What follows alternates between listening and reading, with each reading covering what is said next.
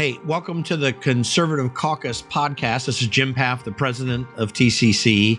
I talked with Darryl Wood on the Run to Win radio show in Detroit, Michigan. I had this discussion with him on Election Day, and I think you're going to find it interesting. I've got a few of these where you can see what we were thinking going into it and kind of put together where we're going to go from here. You'll find this topic and discussion interesting with Darryl Wood in Detroit. And of course, Michigan was a key state for the election. So to connect with us, go to theconservativecaucus.org. You can send us a message as we're developing this podcast. We want to get your insights of who you'd like us to talk to. You're going to really enjoy some of the content, but we want to make sure it fits well into what you're thinking. So your feedback is just very critical to us.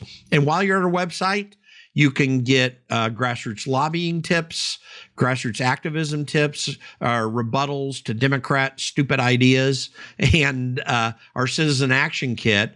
So if you go to the top right corner and click sign up, you can get an abundance of resources on how you can be effective in your local community.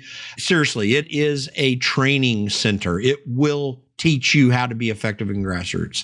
And also let us know if you'd like us to come into your area to help you get things done in your grassroots. With that, here's my discussion with Darryl Wood of Salem Media in Detroit. I am joined by Jim Pfaff, president of the Conservative Caucus. Jim's political career stretches over 3 decades. Jim is a seasoned grassroots and campaign strategist, having led major congressional, state, legislative, and statewide ballot efforts. Jim, of course, has an impressive list of credentials, serving as a chief of staff for the Colorado House Republican Caucus. He has also served as a national representative for family policy councils that focus on the family. And, of course, he has served as chief of staff for 2 different congressmen. Congressman Thomas Massey, the Republican from Kentucky, and Congressman Thomas Hulskamp, the Republican from Kansas. He joins us now on Run to Win, the Darryl Wood Show. Jim, welcome back to the program. Thanks for having me. Glad to be here, Darryl. Glad to have you here with us. And I would simply ask you right off the bat, Jim, how do you think things are going from the perspective of both early and today's voter turnouts? What do you think it looks like?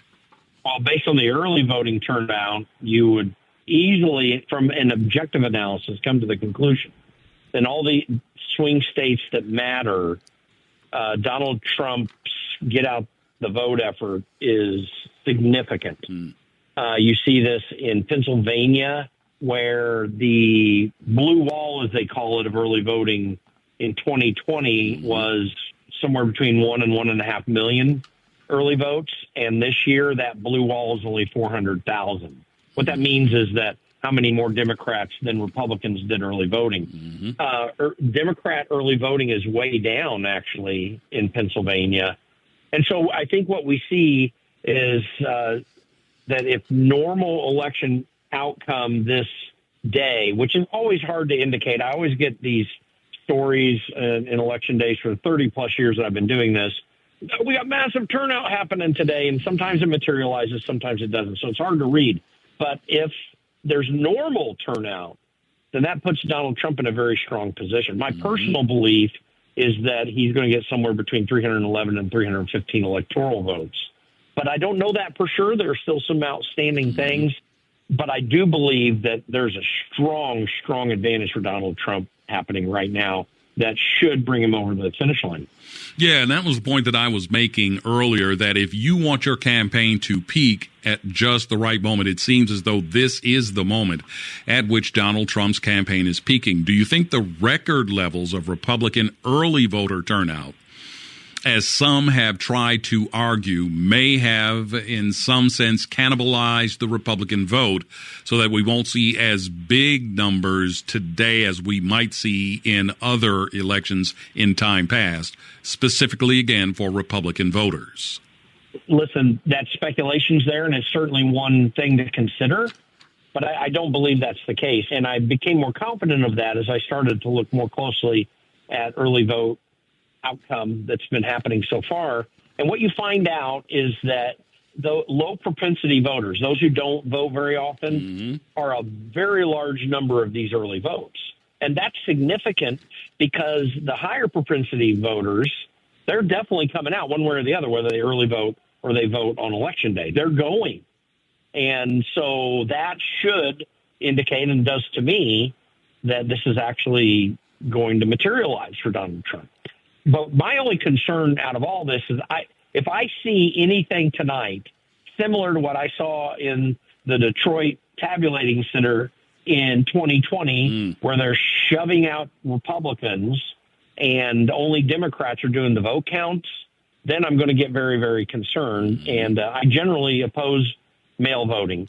And this is one of the reasons, is because you end up having these sorts of issues, whether they're valid or not, really cause people frustration. And so we'll see how that goes. But I do feel very confident about Donald Trump having a strong electoral win tonight. There is some speculation that, and you've already alluded to it, but more specifically, the general analysis is black voters in larger urban areas are not turning out in the numbers that the Democrat Party says it needs to see. Your thoughts?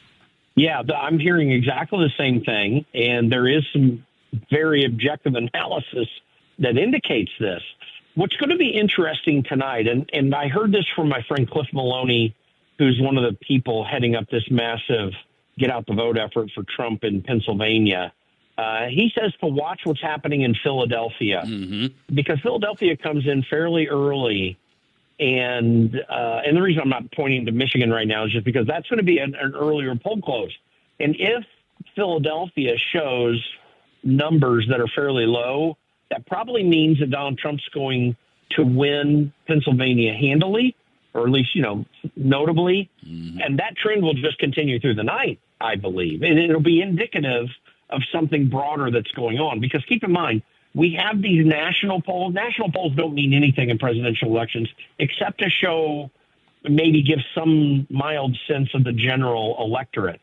And when you consider the fact that Donald Trump is either down or up by 1 or 2 points in the national polls, if that number plays out tonight, then Kamala Harris really has no path to victory. Because remember, there are so many excess votes for Democrats happening in New York and in California and states like that, there's no way that Trump's going to win.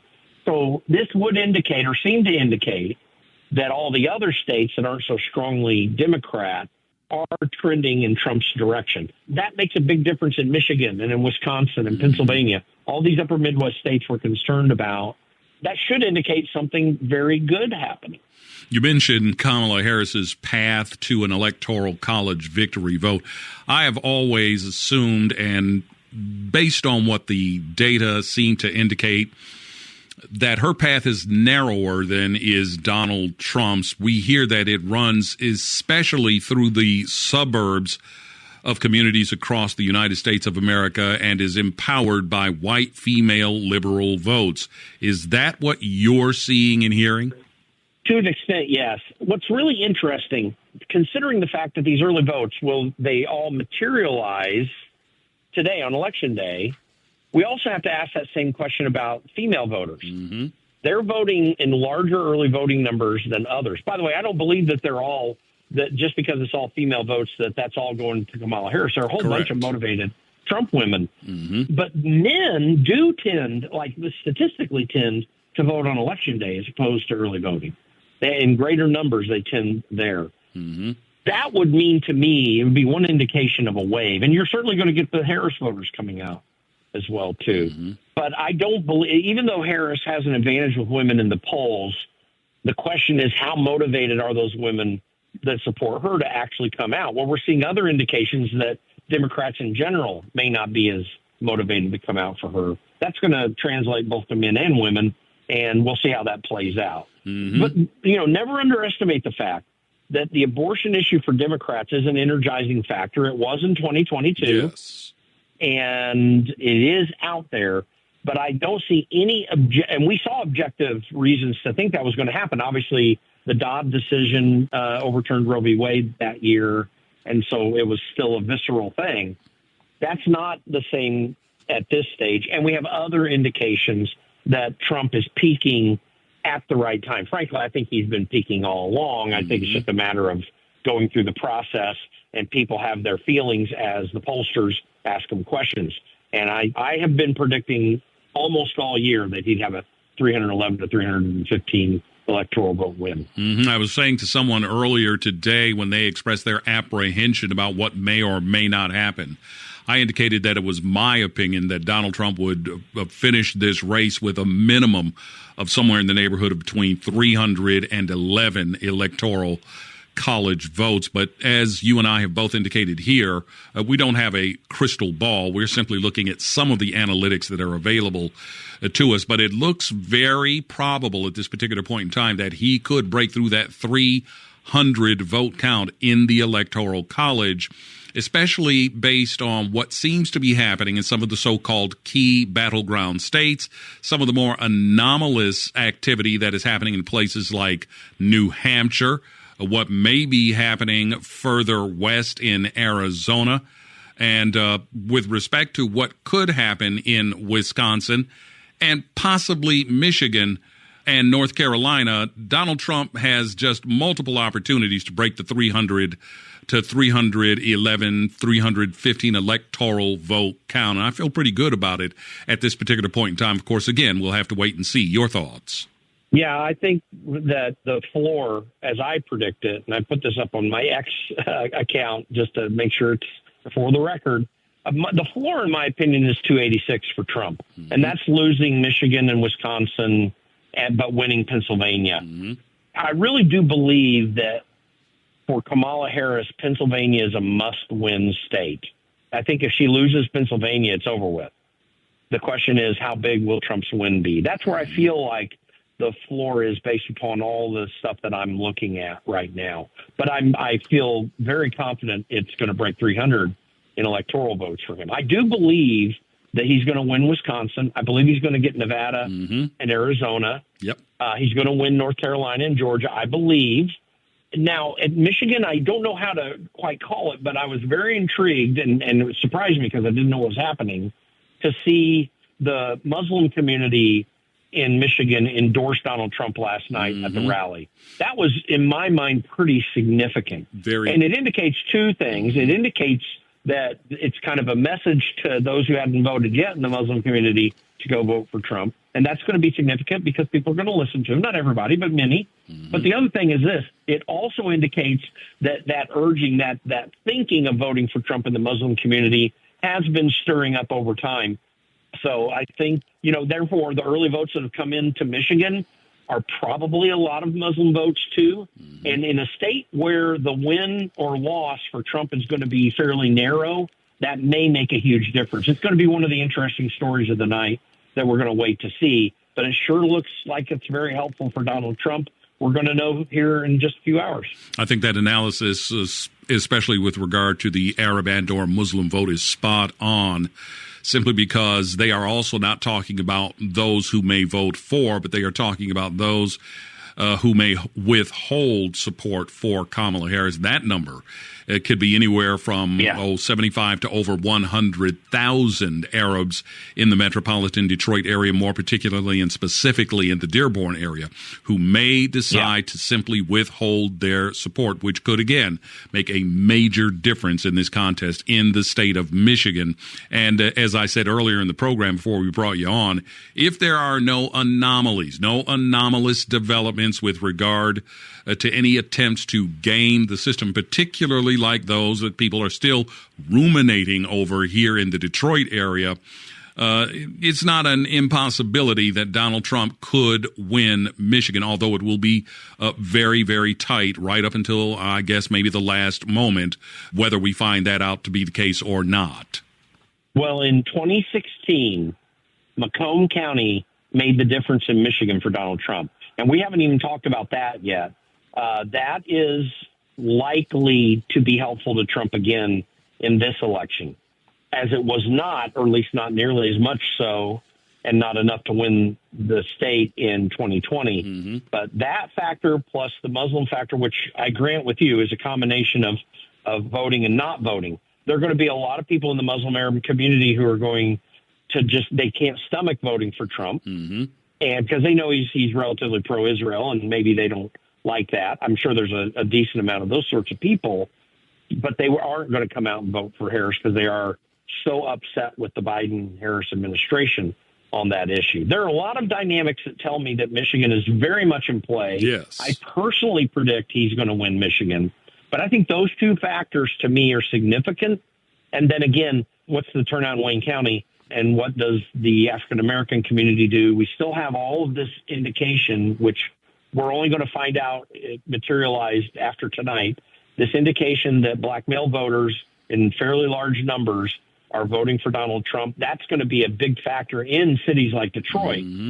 Maybe not in every city around the nation, but definitely in the city of Detroit, where the reasons for that potential change are more prevalent than maybe in some other major cities. Philadelphia is one of those cities too. There are others. Yes, but that's a real key factor, and it is. I mean, to me, it's possible that Trump could win Michigan with 2 to 3 points. I think that's possible. I'm not predicting it, but I think it's possible. I do feel like, though, he's going to at least pull it out. I think that all the indications are that he certainly can. It will be very interesting to see exactly how close he comes, if in fact he does pull it out, and by what margin. In the meantime, I think people have to also remember there seems to be a great deal of dissension and division with regard to the labor vote. And as you know, here in Michigan, particularly in the Detroit area, where we have a large union membership seems to be diverging from its leadership. And we found this out with the Teamsters Union in particular. And I've heard this just anecdotally from people calling this program to say that as a union member working with the United Auto Workers, I do not agree with the stance taken by the union leadership to support the Democrat Party candidate. And most of the people in the union with whom I commiserate feel just the opposite and will be casting their vote for Donald Trump. So that will be an interesting development to watch as well, especially, as I said, again, we know the Teamsters are demonstrating that there's about a 60-30 divide with regard to their membership across the country. Wherever you go and look at the sample of union membership voting for Donald Trump and against Kamala Harris, or voting for Kamala Harris and against Donald Trump seems to be carrying the day. Your thoughts? Last night in Pittsburgh, the United Steelworkers, many of those people were standing behind him on the stage when he was speaking. I am convinced that union membership all over the country, except maybe, for example, the SEIU type union workers, which, he may have gotten to in Clark County, Las Vegas, Nevada area when he talked about no tax on tips because it affects those people. But they're probably not in as strong numbers. But your standard traditional unions like United Auto Workers, United Steelworkers, Teamsters, all the AFL-CIO related unions, there is a large number of people there who are very concerned about trade, and they feel confident, and it does affect them very much directly. And when United Auto Workers guys and gals, when they hear Donald Trump talk about, we're not going to be selling your cars that you're making in Mexico, you're going to have to make them here, that just sings to United Auto Worker, to most United Auto Worker people.